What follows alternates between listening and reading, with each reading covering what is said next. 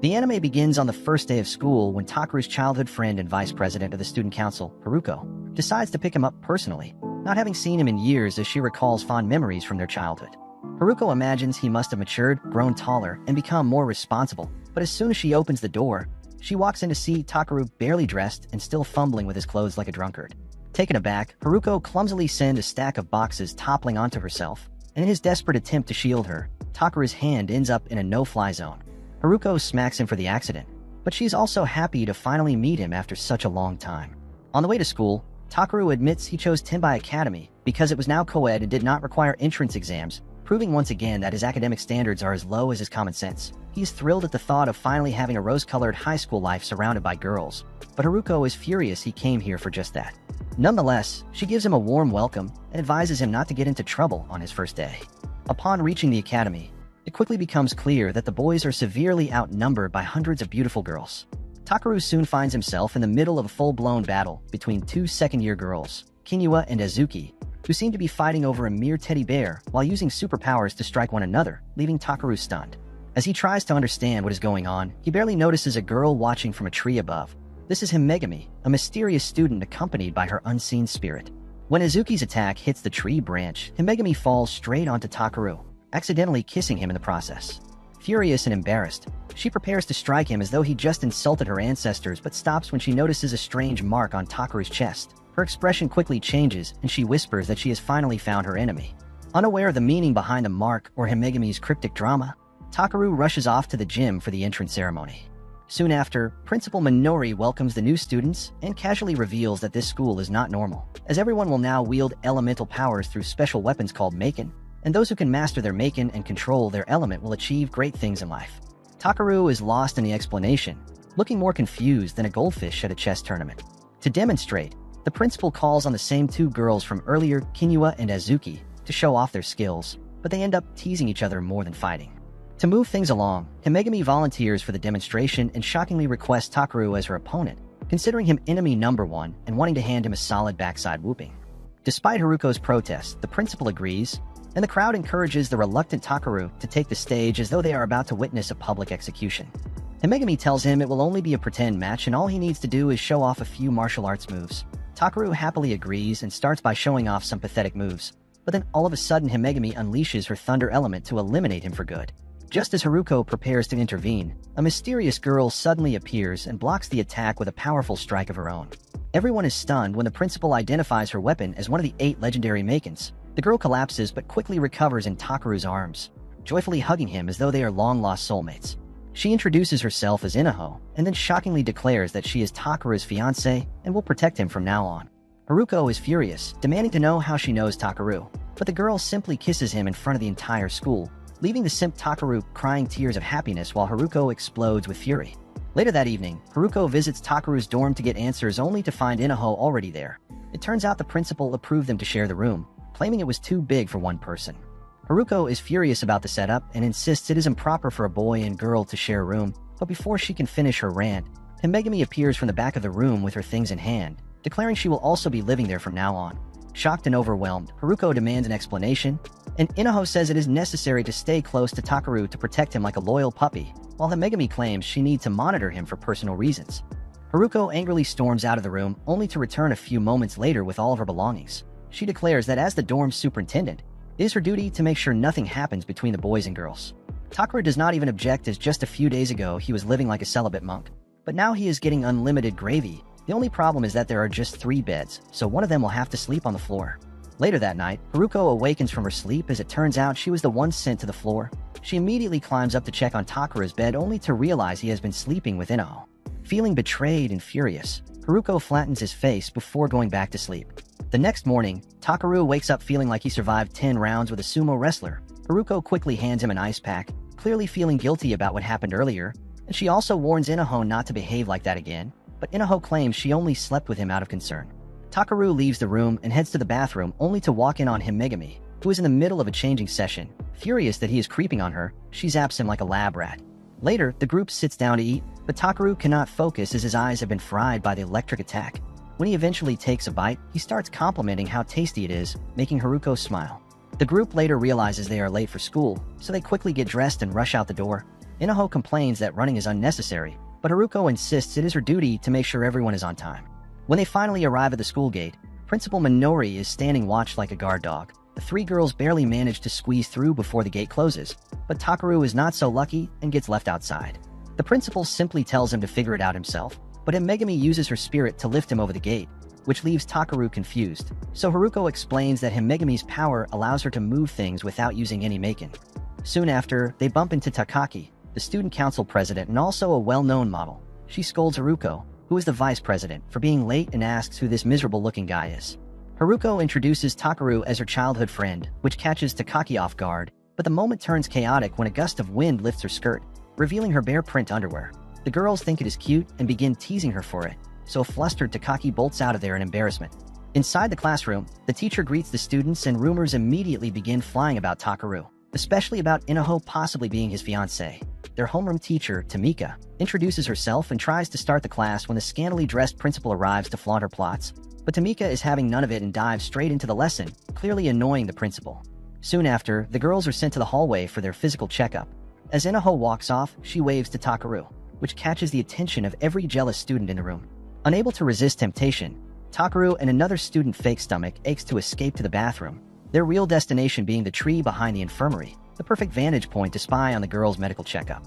The two climb up only to find they had the same dumb plan, but just as they start rating the girls' figures, Himegami appears above them like a silent ninja. She kicks them both out of the tree, telling them to stop creeping and maybe try proving their worth in other ways. After the boys apologize and run away, Himegami's spirit asks her why she did not punish Takaru any further. She responds that the rage she felt during her first meeting with Takaru is strangely gone now, almost as though he is not worth the emotional energy.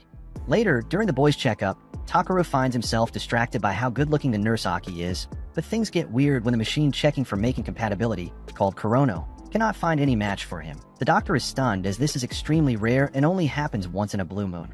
She forces his hand inside the machine and thrusts it forcefully, causing her plots to bounce against him. Later, Haruko reaches the principal's office and is also shocked when she hears the results, questioning if Takaru is really that worthless to not have any making at all. A flashback shows Inaho and Takaru sitting on a bench talking about how he plans to survive an entire month without any making since all the students have to join a club. Inaho promises to protect him and join whatever club he picks.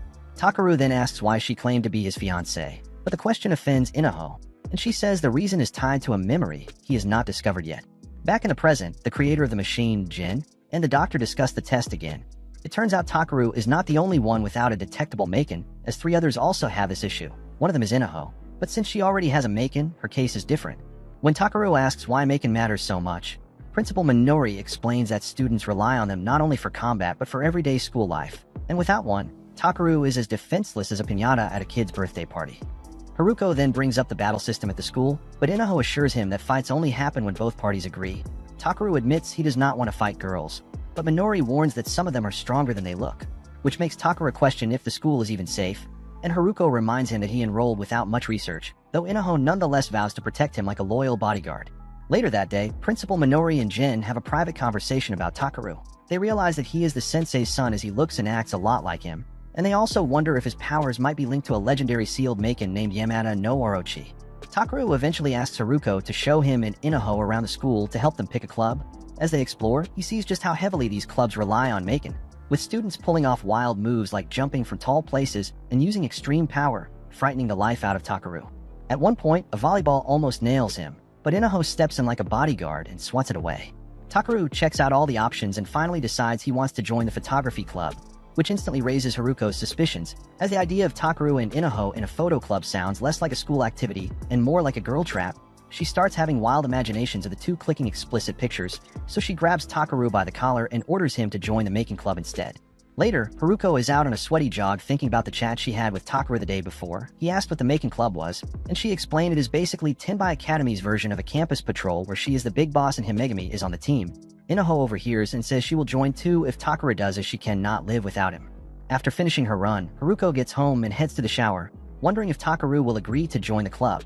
When she steps out to grab shampoo, she bumps into Takaru casually brushing his teeth, and he loses control upon seeing her curves, so Haruko furiously throws the shampoo bottle at the pervert. At school later, Inaho checks on Takaru, who brushes off the shampoo incident as though it is his daily bread and butter. Takaru wants to know more about the making club before deciding if he will join, So Haruko breaks it down. The Macon Club is the disciplinary team that keeps the peace and makes sure school life does not get too crazy, especially now that both boys and girls are merged together. While they are talking, a first-year guy named Kingo pops out of nowhere, saying he understands everything Haruko explained and introduces himself with a handshake. Takaru immediately recognizes him as the creep who was spying on the girls with him. He assumes Kingo is about to do something shady to Haruko and tries to push him away, but ends up grabbing her plots instead. This act does not go unnoticed, so another girl named Yuruchi punches Takaru and threatens to teach him a lesson, but Haruko clears things up, saying it was just a mistake. Himegami, meanwhile, is chilling on a tree when she overhears talk about a fight going down in the schoolyard. She heads over and learns Azuki is facing off against a macho guy named Kai, who is obsessed with her. He says that once he beats the life out of her, she has to be his wife, while Azuki wants him to stop bugging her if she wins.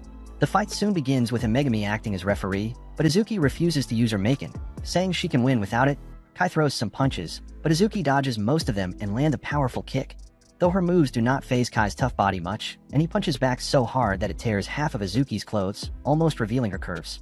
Watching the fight makes Takaru nervous because Azuki looks like she is struggling without her Macon, but Haruko reassures him that she is tougher than she seems. As Kai starts landing more punches, Takaru tries to jump in but is quickly stopped by the other girls, who remind him that interfering in school fights is a no-go. Suddenly, Takaru feels a weird electric shock in his body and his heart races. When Azuki stumbles because of a leg injury, he leaps in to block one of Kai's punches but gets swatted away like a fly, which gives Azuki the opening she needs, and she finally uses her Macon to knock Kai out cold. Though in the process her underwear flies away and falls directly on Kai's face, making him the actual winner. Azuki is not happy about Takaru meddling, and Haruko scolds him for breaking the rules since fighting without a Macon is dangerous, but Inaho praises him for taking Kai's punch without breaking in half. Takaru says he jumped in to keep the fight fair, which fits with the Macon Club's goal of stopping unfair battles. Later at the club, Takaru, Inaho, and Kingo all say they want in, with Takaru pointing out his main goal is to prevent unfair fights. At the club's welcome event held at a surprisingly fancy hot spring, Takaru and Kingo cannot help but stare at all the girls in their swimsuits. But when Megami catches them staring and warns she might clean their eyes, they quickly pretend to look away.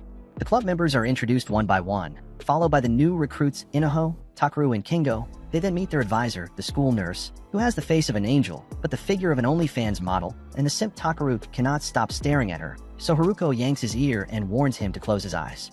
Soon after, a second-year student named Cha-Cha throws a massive shuriken to retrieve a stuck volleyball, but it ends up knocking Takaru and Kingo into the water instead. Later, as everyone enjoys the hot spring, Himegami angrily removes the padding from Haruko's swimsuit, revealing that her chest enhancement is fake. She teases Haruko about trying too hard to impress Takaru and suggests a massage to make it bigger, then starts doing it in front of everyone. And another girl named Kimi also starts massaging the teacher's massive plots. The sight almost makes the boys explode in excitement, but then a bear suddenly shows up from the mountain and scares everyone. The group debates whether to catch or knock out the bear, but Cha-Cha suggests scaring it away without harm. Using a wooden plank as a weapon, the bear goes straight after the simps, but Himegami and Azuki toss them into the air to safety while the teacher catches them using her airbags. The bear keeps coming back, so Cha-Cha uses her Macon to extend the stick like a seesaw, tripping the bear, and Kimi then creates a giant balloon with her Macon, cushioning the bear's fall. After successfully scaring the bear off without hurting it, the group celebrates, and the president officially welcomes the newcomers to the club. The next day, training begins and the boys are made to run several rounds around the campus. They obviously fail to keep up, so Cha-Cha appears from behind and hurls a shuriken at them, forcing them to bolt as though they have just seen their ex-girlfriends. Later in class, the club president, Takaki, explains that a Macon is essentially a weapon but with unique individual limits, and that most of the ones in use are just replicas. While everyone else listens politely, Takaru and Kingo have already dozed off mid-lesson. Takaki launches 2 pins directly at their heads and warns them that continued laziness might get them kicked out of the club entirely. As punishment, she demands they run another 50 laps around the school. To help the boys regain focus, Himegami later leads the group through a meditation session, explaining that mental training is just as important, especially for creeps like Takaru and Kingo, whose thoughts often wander into not-so-pure territory. She instructs everyone to clear their minds and remain calm. At first, both boys manage surprisingly well, with Takaru mentioning that for once his brain isn't full of nonsense while Kingo tries hard to look serious and impress Himegami. But just as they start doing well, the human airbag Aki walks in and casually says that to truly meditate, they must embrace what's in their hearts. This tiny bit of encouragement is all it takes to destroy everything, as Takaru and Kingo immediately start envisioning themselves on top of Aki, so Himegami zaps both of them as punishment. That night, Takaru is lying flat on the ground. Haruko calls him a weak loser and says he used to be much tougher in the past, but Takaru insists every part of his body hurts. Inaho kindly offers to massage him, and as she starts rubbing his legs, the creep Takaru says it feels amazing. She then climbs on top of him and starts rubbing his shoulders, making him praise her even more, which enrages Haruko so much that she also decides to massage Takaru but with more aggression than care.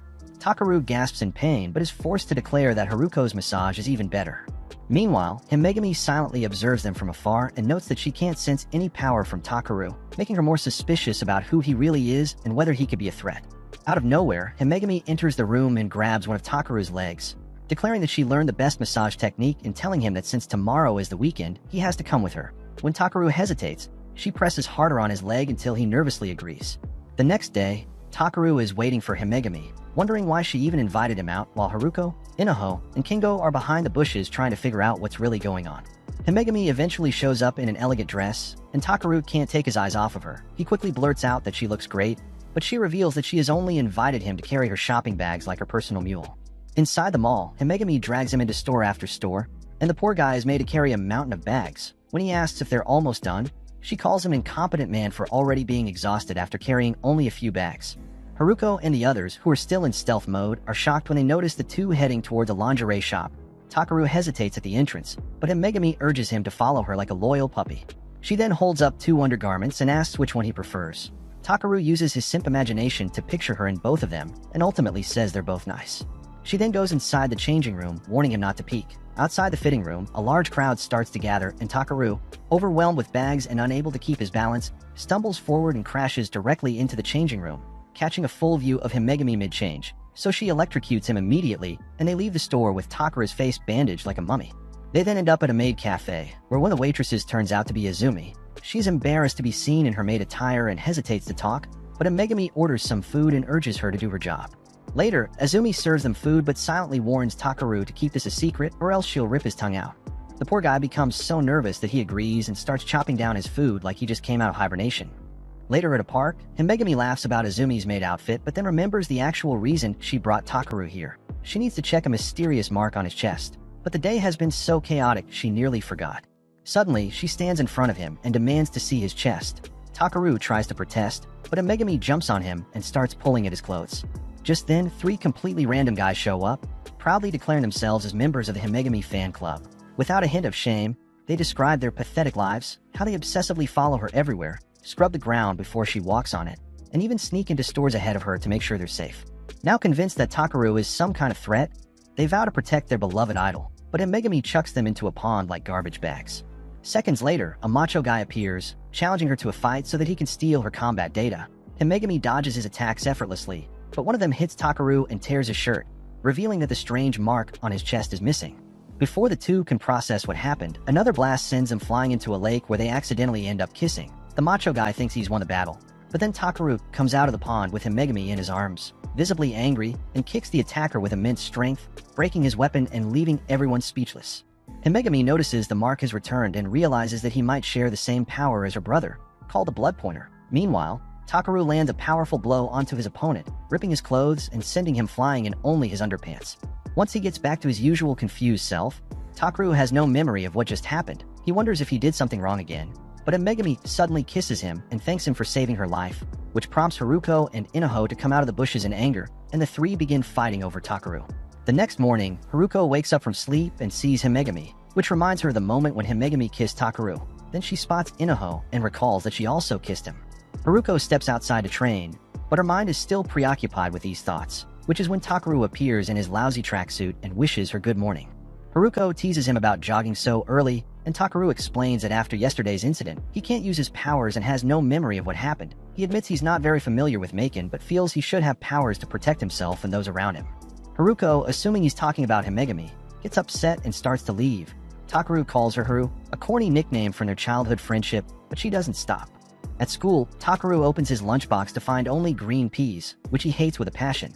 He confronts Haruko about it, but she says she packed green peas so he can become stronger and protect others.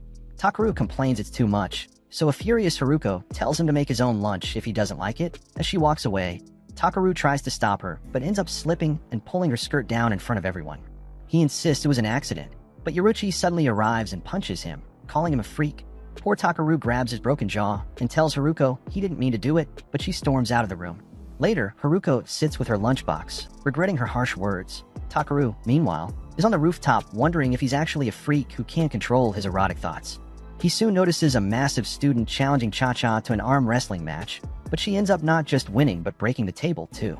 Yuruchi then joins Takaru and explains that students challenge each other for club budgets. If they lose, they must accept their allocated budget without further argument. She adds that all club members are meeting except for her and Takaru, as it's tough for new students to participate in budget negotiations. Nonetheless, they force themselves into the meeting like uninvited guests to a wedding. Takaki talks about strange incidents at school where students were injured and lost their memories. They suspect it's not battle-related and order Takaru and Yuruchi to gather information while staying in contact. Outside, Yuruchi bluntly tells Takaru she hates him, noting they're in different clubs but they must work together for this mission. When Takaru tries to shake her hand, she slaps it away, telling him not to call her by her first name. At the manga club, Haruko and Kim are trying their best to reduce the club's budget, but Kingo passionately defends manga, saying it's not just Japan's but the world's culture, ultimately convincing Haruko to keep their budget unchanged. Meanwhile, Yuruchi is doing some research using the student handbook, but Takaru's stomach growls loudly like a tiger, annoying her. She gives him sandwiches and he thanks her, calling her kind. However, Yuruchi shows her hatred toward him by wiping her hands rudely after handing him the food. She then recalls meeting Haruko, who helped her with her food spilled and protected her from mean boys, forming a close bond. And when Yuruchi joined the Tenbai Academy, she immediately joined the Kinba Club to be with Haruko. Takaru suddenly chokes on his food and asks for juice, but a furious Yuruchi gives him a spinning kick and tells him to get water. Later, while Takaru gulps down water like a thirsty gazelle, a girl approaches asking if he's from the Macon Club and wants to talk about the culprits behind the student injuries.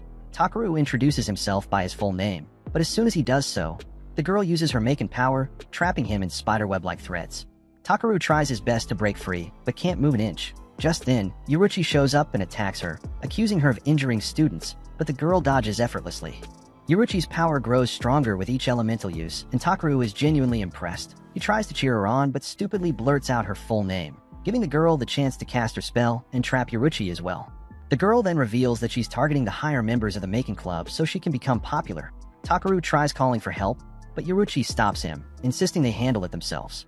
He then resorts to Plan B and throws his phone at the girl, hoping it will finish her off, but she shockingly manages to break it in half. Just when the girl prepares her Macon for another strike, Haruko shows up like a final boss. She's immediately trapped in a similar web but doesn't worry too much about it. Haruko asks the girl why she's doing this, and the latter explains that she wants to fight the top dogs, who ignored her battle requests, so she orchestrated this to lure them. Furious, Haruko goes full beast mode and brings out her Macon for the first time. She forges a giant sword and destroys the girl's elemental attacks in one go. The girl still doesn't back down and challenges Haruko to a sword fight, but Haruko says her sword only activates against strong opponents, not against a weakling like her. She then easily breaks the girl's Macon key and knocks her lights out with a powerful strike. Once freed from the web, Yuruchi hugs Haruko and apologizes for not getting the job done. Takaru also asks for forgiveness for his earlier words and apologizes to Yuruchi for not helping, but she says he followed her orders, so it's fine. Takaru praises Haruko's fight and says he wants to learn from her on how to control his Macon. He then runs towards her in excitement but slips on a phone and lands straight on top of Haruko, kissing her accidentally. 8 years ago, Inaho is training alone in the pouring rain while Takaru watches on like a creep from nearby. He casually warns her that she might catch a cold, but she shrugs it off, saying it doesn't bother her. In the present, Inaho thinks about those moments, remembering how she first met Takaru during the rainy season. While walking with Takaru to class, she brings up the rainy day and asks if he remembers it, but he doesn't, which makes her upset. Inaho then walks off without saying much, and Takaru wonders why in God's name she's acting like this. Inside the gym, Principal Minori begins a lesson with a crystal containing a swirling dark fog, which represents their elemental energy. She tells the students that while removing the fog is easy, controlling it is much harder, and their task is to focus and gather the fog in the center of the crystal. Takaru manages to do it quite easily, which impresses Minori, and she starts ringing him up. Yuruchi also joins in and says Haruko would probably be able to control the fog in one try, and Takaru agrees, noting how strong her hands are. Kingo changes the subject and asks about the recent attack on students.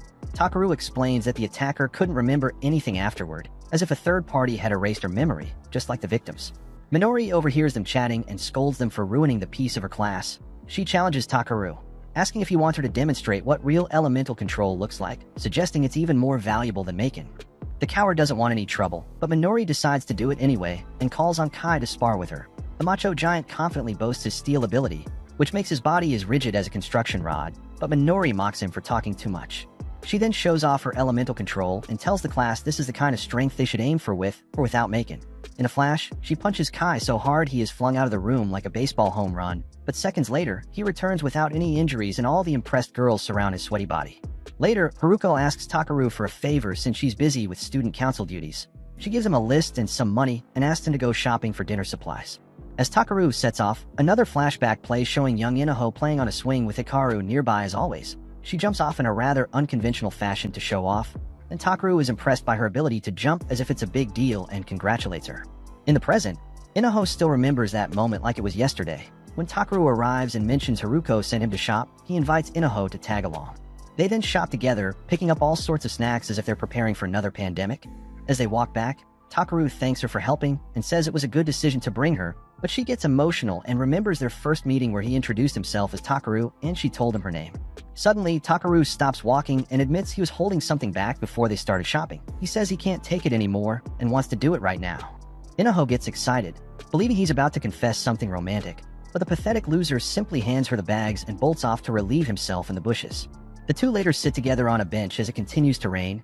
Inaho mentions that the rain reminds her of something important tied to him, hinting at a promise from long ago, but the buffoon Takaru still doesn't get it.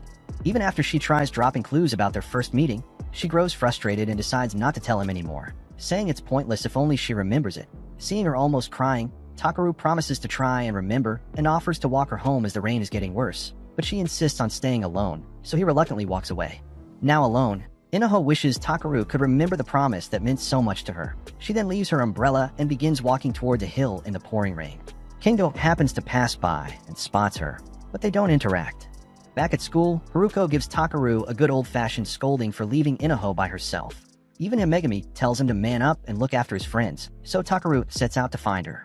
He runs into Kingo and learns that Inaho was heading towards a hill with tears in her eyes. Kingo assumes that Takaru did something to hurt her, so he punches the loser hard in the face. He swings his hand again, but Takaru pushes him aside and rushes off to find Inaho.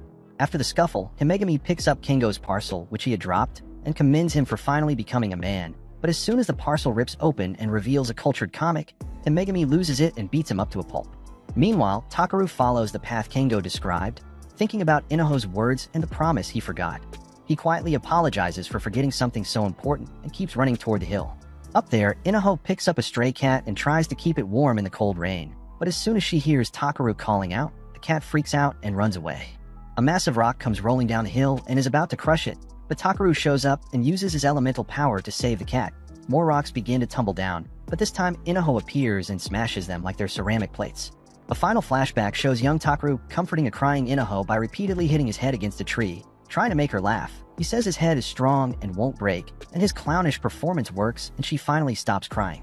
Then they make a promise. Inaho tells him that when they grow up, she'll be his wife, and he says he'll become strong to protect her. In the present, Takaru carries both Inaho and the cat home, as handling baggage is the only thing he's good at. He apologizes for forgetting the promise, but tells her he'll do his best to remember, asking her to wait a little longer. Takaru then repeats his childhood vow to become strong enough to protect her, and this finally makes Inaho smile. When they reach home, Himegami becomes smitten by the cat, which they name Savaru Gojo. The girls later have a long gossip session in the shower while a soaked Takaru waits for his turn outside. The following day, an OG squad called Venus is assembled by their charismatic leader, Akaya, who happens to be a graduate from the first batch of Tenbai Academy. A chopper soon arrives, and all of them head towards Tenbai Academy for an unknown but important mission. Meanwhile, teacher Jin is out looking for Takaru and soon finds him in a bruised state being dragged inside by Haruko. It turns out the simp landed himself in trouble again when he tried to break up a fight between two girls but accidentally grabbed both of their chests. By the time Haruko arrived, the girls were gone and Takaru looked like he got hit by a truck.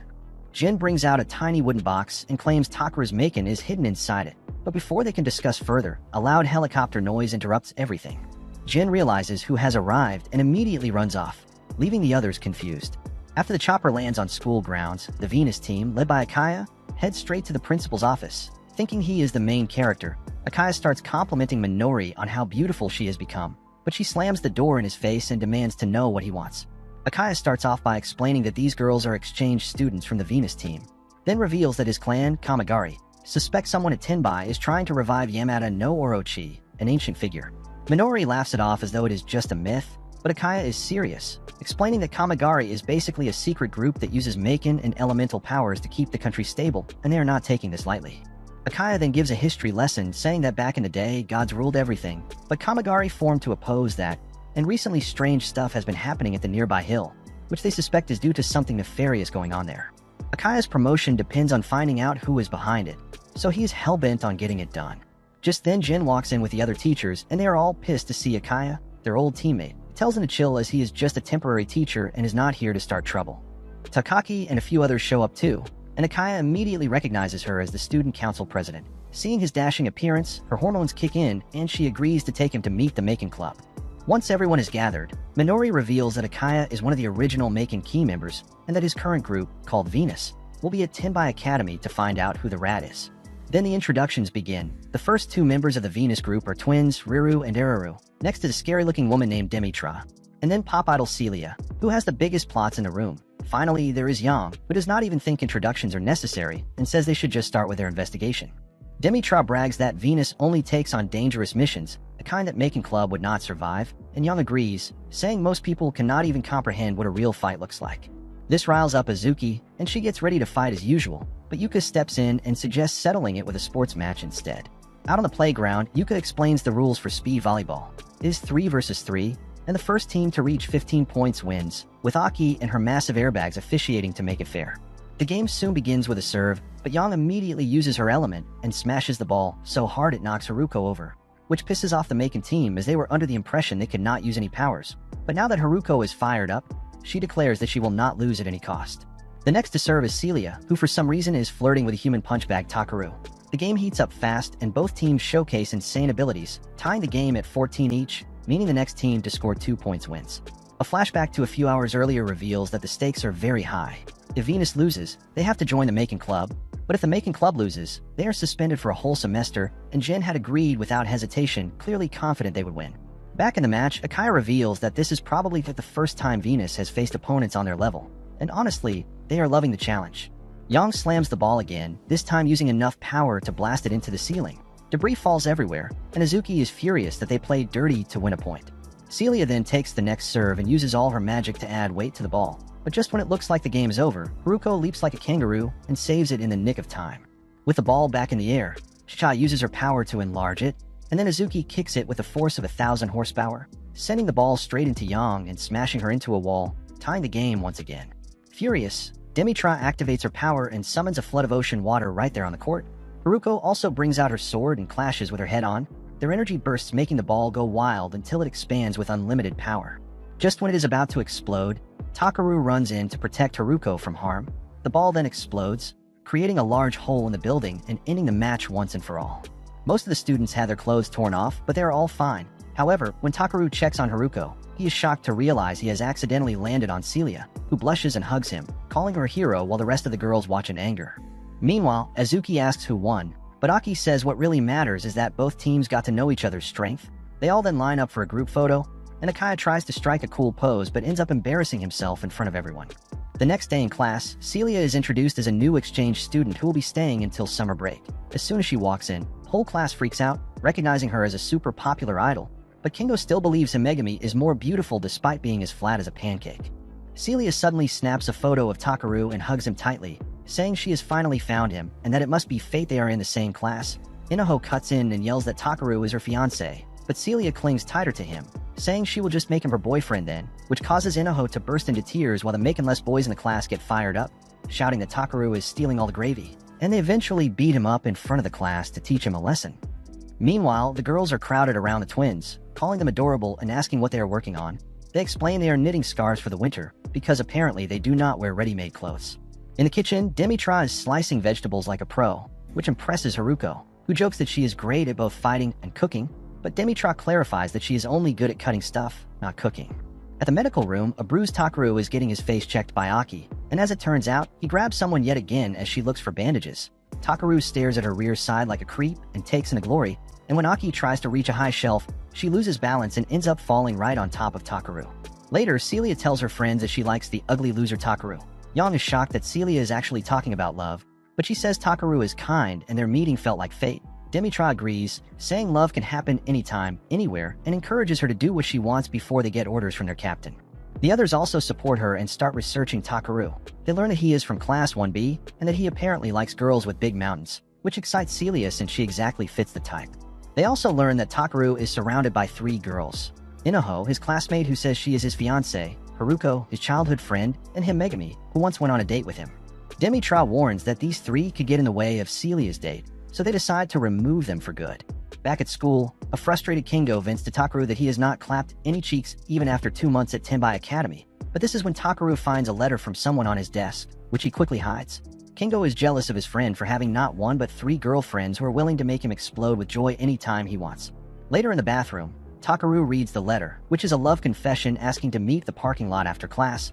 Kingo happens to be overhearing from the other stall, and he immediately spills the news to Haruko, making her nervous. Soon after, Takaki approaches them and reports that a pile of trash has been discovered near the clock tower, which needs immediate investigation. Kingo begs to be paired with Megami, but she zaps him without hesitation. After class, Inaho starts looking for Takaru but realizes he is already gone. She soon finds several bags of snacks left on the ground, which she picks up with excitement, then spots Takaru's mannequin near a tree, and the dumb girl mistakes it for the real person, hugging it tightly and thanking it for all these treats. The twins, meanwhile, observe from nearby and are shocked how easy it was to fool Inaho. Takaru waits in the parking lot, thinking it might be a prank, but Celia shows up and reveals she wrote the letter. He gets shocked and asks what she wants, to which Celia simply grabs his hand and leads him away. They go out for some old-fashioned ice cream and juice, and Celia talks about how nice it is to be free from fans. She says meeting Takaru makes her happy, then leads him to a creepy house, mentioning that she wants to have fun with him. So the excited weirdo enters without hesitation, but as soon as he sits on a chair, he gets trapped and Celia, now dressed up, tells him to get ready. Back at the clock tower, Haruko and Himegami realize the trash was a setup. This is when Yang creeps up from behind and admits that she and her team are behind all of this. A concerned Inaho also arrives there with a dummy, saying Takaru has stopped speaking, but the other girls quickly make her understand that she is the dummy who cannot even differentiate between a human and a doll. Just when the situation starts to get tense, Himegami's spirit manages to steal a paper from Yang that exposes where Takaru is being kept. Demitra also arrives at the scene and tries to stop them from leaving, but the girls knock her aside and run away. They soon reach the creepy house and try entering through the front door, but it is locked shut, so Inaho uses her magic to blow the entire place up, only to find Takaru strapped to a chair while Celia is forcing him to listen to her songs. He's clearly not into it but just sits there and takes it. Later that night at home, Haruko admits she might have overreacted, but Megami warns that Celia is still after Takaru, so she is a threat. The next day, Kingo and Takaru set up a ladder while chatting about doing something exciting. Kingo reminds Takaru that the real reason they came to Tenbai Academy was not to learn about making or train with elements, but to enjoy their youth and drink hormone gravy. Takaru nods in agreement, declaring that no matter where their goals may take them, they will not back down until they reach their own version of paradise. 3 days earlier, Kingo gathered several desperate boys like him for a secret meeting and said they had been through a lot of injustice. He riled them up and urged them to unite in pursuit of their desires. Later, Kingo presents a thick stack of signed papers to Takaki, revealing they are signed petitions from all the boys in school. He then asks when swimming lessons begin, and Takaki explains that the classes for boys and girls are now scheduled on different days. Azuki sees through the ploy and bluntly says the boys are just upset they will not get to see girls in swimsuits. Kingo argues that boys and girls should not be separated, proposing combined swimming lessons. Yuka raises a valid concern, noting that since only the boys signed the petition, it might lead to dissatisfaction among the girls. But in response, Kingo reveals a new proposal named the water riding battle. Takaki reads the details and actually likes it, and she is supported by Yuka as well as Demitra. In the present, the girls show up for the water riding battle, wearing the tightest swimming costumes possible. Outside, Kingo and Takaru try to peek through the second-floor windows using the same ladder, hoping to catch a glimpse of their so-called paradise, but unfortunately, the ladder does not quite reach and they are left staring at the wall. This is when Kai arrives, knocks over the ladder, and scolds them for wasting time. He warns they will be caught by the second years if they keep messing around. But when Takaru mentions that Azuki is also participating, Kingo immediately gets a nosebleed just thinking about her. Kingo then decides it is time to reveal their ultimate weapon, a boy who has the ability to make people invisible. Kai gets excited, but the boy clarifies that he can only make bodies invisible, not presence or sound, so Kai immediately loses interest and storms off, calling them useless freaks. Takaru also realizes that they will be caught anyway, so the two abandon the project and decide it is time for a more dangerous approach. At the pool, Yuka explains the rules to everyone. If the boys win, swimming classes will be combined, but if the girls win, they stay separated. The battle includes first and second year students as well as a few teachers, with 6 boys and 6 girls competing, and losing your headband or falling into the water means instant elimination, with the last one standing winning it for their team. Yuka then wishes everyone luck, although Takaki clearly only cheers for Akaya and turns red when he smiles back. A quick flashback shows Kingo assigning matchups, with Takaru supposed to go after Inaho with the logic that she will not be aggressive toward him. In the present, Takaru approaches Inaho and tries to grab her ribbon but gets smacked away. Takaru realizes Kingo's genius plan has already failed, so he resorts to the backup strategy, whispering something that makes Inaho blush and lose focus, giving him the perfect chance to snatch her ribbon. After Inaho is eliminated, she begins crying and reveals that Takaru called her fat. Everyone is horrified, and even Kingo joins in to call Takaru a monster. As the battle continues, Himegami is targeted by her desperate fan club members, but she sends her spirit to attack them invisibly, even while getting thrashed. They praise her beauty despite what they call the smallest plots in school, so a curious Himegami attacks them with her electric powers and eliminates them, but before she can celebrate, Kingo sneaks up behind her and takes her headband, sending her out of the game as well. Haruko tries to take Takaru's headband, but he dodges and accidentally grabs her airbags instead. The entire pool freezes in disbelief, and she sends him flying with a punch, but his friends save him, and to everyone's surprise, Takaru actually managed to snatch Haruko's headband mid-punch, revealing that it was all part of the plan. The battle becomes more intense, and contestants like Azuki, Kai, Akaya, and Aki are all eliminated one after another, leaving only Takaru, Kingo, and Celia as the final three. A desperate Kingo gives up on the plan and charges directly at Celia, but she knocks him aside like a fly. He reveals he had secretly undone her swimsuit, only to find she is wearing another underneath. Soon after, the final showdown begins between Celia and Takaru. She announces she will go all out, terrifying Takaru so much he almost pollutes the swimming pool, then signals Demitrot to create a massive wave, and the two charge towards Takaru at full speed. But just as they are about to strike, they notice that their final team member Minerva has arrived outside, which causes them to suddenly stop, and Celia ends up crashing into Takaru. He takes full advantage of the opportunity and removes Celia's headband, eliminating her and earning his team the victory. The boys are ecstatic, and they lift him into the air as if he has just won a war all by himself. Demitra, meanwhile, says the final member has arrived, so they now must complete their mission. The day of combined swimming classes finally arrives, and Takaru and Kingo stand proudly, convinced their efforts have paid off, but when they reach the pool, all the girls are nowhere to be seen. It turns out the invisible boy has used his powers to hide all of them from the creepy guys. A few weeks later, summer arrives and Takaru and Kingo are resting under a tree, both clearly drained by the heat. Minerva silently observes them from a window above, and when Takaru notices her, he nudges Kingo and points out the beautiful silver-haired girl watching them. The simp excitedly checks his list of girls at Tenbai Academy, but finds no match, leaving him baffled. Meanwhile, Himegami, Haruko, and Inaho are licking some ice creams to take a breather from the scorching heat. Haruko is reminded of a fond childhood memory when she used to share ice cream with Takaru, but their moment is interrupted when Takaki arrives to inform them that a new Venus member has enrolled at Tenbai. She asks Haruko to welcome the newcomer, but before anyone can respond, the girl herself appears, introducing herself as Minerva. Everyone is shocked by how quickly she reached them, and they confirm that she is indeed the final member of Venus. She politely greets the Macon members, then unexpectedly jumps from the window. Haruko panics, but Minerva safely lands using teleportation, impressing the girls who call her cool. Takaru and Kingo, on the other hand, are still searching the campus for the silver-haired girl, but fail to find her. Suddenly, they hear an argument nearby. A proud and overbearing girl is picking a fight with a fellow student, clearly provoking him on purpose. She briefly uses her Macon to give the boy a sharp headache and demand an apology, but he refuses and challenges her to a proper battle, asking Takaru to serve as referee. Takaru reluctantly agrees, but he sends Kingo to fetch the Macon Club while he manages the situation. The fight soon begins with the boy pulling the girl toward him and forming a barrier. She counters by turning into smoke and vanishing, then summons a doll that looks like the boy, which freezes him on the spot, shocking Takaru. The girl's older brother then appears and casually explains her ability. She can create and control dolls of the people who are within her Macon space. She then ruthlessly breaks the doll's arm, causing the boy's arm to snap as well. Just as she targets his other arm, Takaru intervenes, saying she has already won. But the annoyed girl creates a doll of Takaru and forces him to bow. He uses every ounce of strength inside his body to push forward, which shocks the girl, but then she squeezes him like a lemon and knocks him out. When Takaru awakens, he finds Minerva standing before him, having destroyed the doll. The girl demands to know who she is, but the Aura Queen Minerva calmly says the fight is over. The girl scoffs, mentioning her grandfather, the Kamigari chief, and tries to assert authority, but Akaya suddenly appears, reprimanding her for going too far. She brushes it off as a prank and tells Akaya to focus on his tasks, hinting at her connection with Venus. She then leaves after threatening to report them to her grandfather.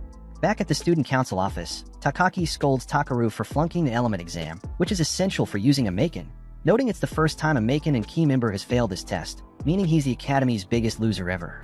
Later, a worried Takaru shares with his friends that if he fails the next exam, he'll be kicked out of the club. Kingo tries to lighten the mood, but Inaho becomes emotional, insisting she wants to stay with Takaru forever. Just then, Minerva arrives and asks if something is wrong. Kingo realizes she's the silver-haired girl he saw earlier and is frustrated that Takaru has already met her. They explain Takaru's situation, and Inaho notes that the next exam is after school tomorrow. Himegami warns that learning to control elements in one day is nearly impossible, but Minerva suggests they do a training camp to help him. At Takaru's house, Kingo freaks out upon learning that he lives with Inaho, Haruko, and Himegami. Minerva jokingly compares the setup to a harem where 3 beautiful girls are chasing a loser boy. The girls then begin to cook food and gossip, while the boys head outside to practice. Takaru tries his best to channel his element and hit a bottle, but keeps failing.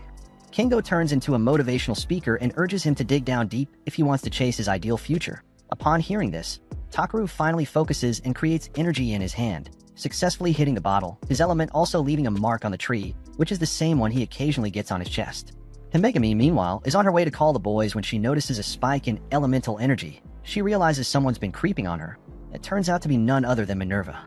The 2 girls come face to face, and Minerva says she's impressed by Himegami's spirits, meaning she's able to see them. Elsewhere, the other Venus members question Akaya for letting Minerva act alone. He explains that Himegami holds secrets connected to Kamigari, and that Minerva's mission must continue. Back at the training ground, Himegami releases her power and asks if Minerva has seen her true form. Minerva reveals that Venus has orders to bring her to Kamigari before her existence disrupts dimensional balance. Himegami's spirits assert they'll never let that happen and launch an attack, but Minerva easily thwarts them. A furious Himegami then challenges her to a fight, but Minerva declines, saying she doesn't want violence. She then mentions that she noticed a boy with similar spiritual waves, clearly referring to Takaru. Himegami realizes this and asks if Minerva plans to take him, and she admits it's possible. The next evening, Takaru passes the element exam by knocking the bottle down, meaning he won't be kicked out of the club just yet. A few days later, Teacher Jin hands Takaru his official Maken, explaining that he designed it specifically for dweebs like Takaru, who refuses to fight girls. Minori explains that Takaru's new weapon activates only in response to an opponent's Maken, as it has the ability to hijack their power. Later, while walking outside, Takaru reflects on yesterday's fight and tries to prepare himself for that possibility. At the Maken Club, Takaki calls for a meeting and announces that for the upcoming summer training camp, everyone will have to chip in with some money because they have depleted all of their budget on useless snacks. The group is devastated as they have no way of earning money whatsoever. On the way back to class, they spot Minori posting some flyers about a vacancy at the maid cafe. Takaru and Himegami recognize it as the same one they had visited during their date, and the entire group decides to work there to raise money. Later, as Azumi is on her way to her part-time job, she is stunned to see the cafe surrounded by a massive crowd. Inside, all the members of the Maken Club are working in their ultra-seductive costumes, which naturally draws out a large number of simps. Azumi storms into the manager's office and demands to know what's going on. The manager, who has muscles larger than her career goals, explains that the girls were so effective she had to hire them all. With more customers arriving, she urges Azumi to change into uniform and begin serving. Soon after, Takaru and Kingo also walk in, and Azumi immediately grabs Takaru, accusing him of colluding with the manager, but he awkwardly says that this was the only way to make quick money. Meanwhile, Haruko seems to be doing a splendid job charming the customers with her appearance, but she's also nervous and ends up spilling coffee and dropping a food tray. Though Haruko makes a complete mockery of herself, the customers think it's cute and don't mind at all. Annoyed by the chaos, Azumi hears a noise and rushes into the kitchen, only to find Cha-Cha and Kim building a ridiculous mountain of ice cream. Back in the dining area, Takaru is shocked to see his teachers walk in. Jen explains that they often come here, and the manager of the store is actually their close friend. Elsewhere, the girl who can control dolls, Otoheim, decides to test her latest creation, setting her sights on Takaru and Haruko as targets. At the cafe, the girls continue working. Yuruchi efficiently serves food, Himegami takes orders with a sharp tongue, Cha-Cha plays with food combinations, Kimi does some cleaning, and Azumi struggles to balance plates while worrying about running out of food. Takaru, meanwhile, notices the manager is looking ill, and she admits she's exhausted from all the work, so she passes the responsibilities to him before heading out. As the orders start piling up, Inaho accidentally bumps into a customer, causing her to panic, but Takaru shows up and apologizes to the customer before gently helping Inaho up. She is touched by his kindness and thanks him, while Haruko watches from afar with jealousy. Things go from bad to worse when Cha-Cha jokingly lifts Haruko's shirt to tease Takaru. She thought Haruko was wearing something beneath but ends up exposing her in front of all the customers. Cha-Cha immediately apologizes for her mistake, but embarrassed Haruko runs away with tears in her eyes. When she doesn't return for a while, Takaru sets out to find her. Haruko, meanwhile, sits alone, reminiscing about similar moments when Takaru saw her in awkward situations as a child. Though it used to be funny, she now finds herself wondering if she's jealous after seeing him comfort Inaho. Suddenly, a robot-like man under Otoheim's control attacks her with several rounds of bullets. Haruko manages to evade the shots and tries to retaliate, but the robot easily disintegrates her Maken. He then jumps towards her to land a crushing blow, but Takaru shows up just in time and holds the robot. Otohime is watching all of this go down from her tiny room, and she's excited to see Takaru's real powers. At the mall, Haruko says that the robot can replicate Maken and is incredibly powerful. It then grabs Takaru's leg and attempts to break it as if it's a baton. Takaru considers using Jin's Maken but remembers it only works against active Makens. Knowing it won't be effective and unwilling to risk it, he backs off and is soon thrown to the ground. The robot then advances towards them, but Izumi suddenly arrives and kicks him straight in the temple, knocking him out. The teachers soon arrive and remove the robot's mask to shockingly learn that it's actually the cafe manager. Regaining consciousness, she asks if she lost control again, but Minori assures her that no one was harmed. A confused Takaru asks what's going on, so Jin explains that Kamigari once tried to take over Tenbai Academy, creating and controlling Makens to maintain power. Many people were manipulated during that time, and the cafe manager was one of the victims. Meanwhile, Otohime's brother calls the incident boring, but she disagrees. Intrigued by Takaru's potential, she says she'll now pit him against someone even stronger.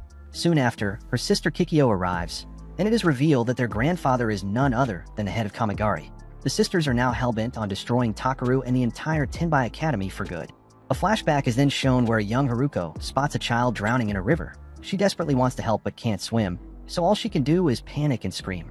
Just then, Takaru shows up and dives in despite the fact that he can't swim either. On his way down, he hits a branch, breaks it off midair like some action hero, and uses it to save the child. In the present, Haruko remembers this moment clearly, thinking it was then she realized she needed to change and become strong like Takaru. But as she's lost in thoughts, someone follows her and abducts her. At the Maken Club, Himegami tells Takaru that Haruko left early for her student council duties but never arrived at school. Takaru knows she's not the type to ditch, so he immediately starts looking for her. Elsewhere, Otohime has made a creepy little doll replica of Haruko and is preparing to use it for control. While Takaru searches, Inaho finds him and decides now is the perfect time to glue a protection charm to his tie. She refers to the chaos from the day before where Takaru and Haruko had nearly been caught in danger and tells him to be careful from now on. As Takaru continues up the stairs, he's suddenly confronted by a girl who says Haruko is with him and that he needs to come alone to the top of the nearby mountain. A worried Takaru demands answers, but the girl only says she's Kikyo and faints like a dramatic lead in a soap opera. When Takaru reaches the summit, he finds Kikyo waiting for him, eager to test his power. Then, a robotic bird shows up and projects Otohime's hologram. She's still bitter about how Takaru and his friends interrupted in the past, and reveals that she now has Haruko in her captivity. Next, Kikyo steps in and explains that Kamigari only values the strong and sees everyone else as slaves. Takaru says he doesn't want to fight, but she launches him across the field with a swift kick, declaring that anyone unwilling to fight can't protect their loved ones. Meanwhile, Haruko demands answers from Otohime, who explains her goal is to awaken Takaru's hidden power by triggering the same fear and rage he felt when he failed to protect his mother in the past. A flashback shows young Takaru helpless as an attacker storms her dojo and kills his mother. Haruko suddenly realizes that Takaru is in the same position now as he'll be desperate to save her. At the mountain, Takaru is thrown around like a rag doll, and he crashes into a rock engraved with a symbol that matches the one on his body. As he lies there, he remembers his mother's words, "Power should only be used to protect friends, stop fights, and never for selfish reasons."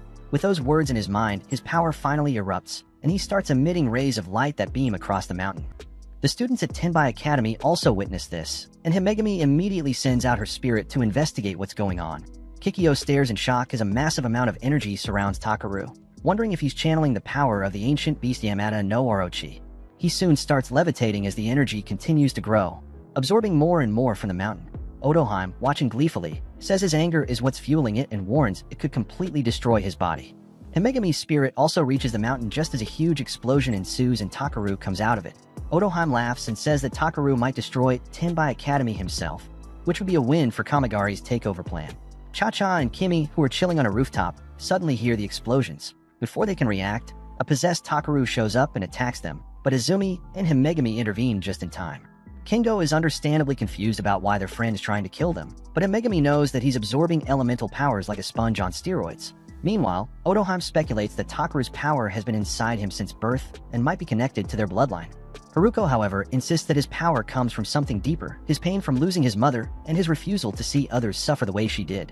Otohime is annoyed by her words and squeezes the Haruko doll, causing her real body immense pain. She also vows to obliterate Tenbai from the map, but that's when Venus arrives in style. They immediately free Haruko, with Demetra telling her to take the escape route they've set up. The staircase then appears behind Haruko, and Minerva explains it leads straight to Tenbai. Haruko quickly thanks them before bolting, while Akaya and his team prepare to teach the spoiled brat a lesson. At the school grounds, Takaru keeps absorbing elements like his life depends on it, and Himegami warns that anyone who gets too close to him will be drained as well. Just when all hope seems to be lost, a glowing ball emerges in the sky and Haruko emerges from it in a dramatic fashion. This leaves everyone impressed, and Inaho quickly tells her to take care of Takaru. Haruko then recalls that her Maken is the only weapon capable of purging demonic energy, so she decides to use her binding elite skill to suppress Takaru's rampage. He quickly throws a ball of energy at her, but Haruko uses her sword to counter it and manages to strike him. Takaru's energy begins flowing uncontrollably, damaging the nearby field and hurting himself in the process. Before he eliminates himself, Haruko strikes again, but her blade taps the charm Inaho gave earlier and halts right before piercing him. Takaru's power flares out violently, forming a giant vortex that leads to a huge explosion. When the dust settles, Takaru slowly wakes up and finds himself face first in Haruko's chest, leaving everyone speechless, but instead of being angry like she always is, she acts relieved and smiles. Just when the group celebrates the victory, Kikyo appears out of nowhere. She invites Takaru to join Kamigari, saying his power belongs on the battlefield. She claims Tenbai will eventually fall, but Takaru, completely uninterested, says he'll stop her no matter what. Takaki also shows up, saying she learned about Kikyo's schemes from Akaya-sensei and confirms that Maken's purpose is to protect Tenbai. The Maken members then ready themselves for another fight, but Kikyo realizes she's outnumbered and says Kamigari will return one day. She warns Takaru to grow stronger, then disappears dramatically into the distance. The next day, everyone's back to training. Takaru is trying to do push-ups with a massive boulder on his back but only manages one before collapsing. Meanwhile, Aki returns to teaching. Azumi complains about rude cafe customers as usual. Himegami takes Kingo on a shopping trip and kicks him for picking the wrong clothes. And Yoruchi referees a sparring match with renewed spirit. The Maken key members declare their mission to protect Tenbai and its peace from anyone who dares to challenge it.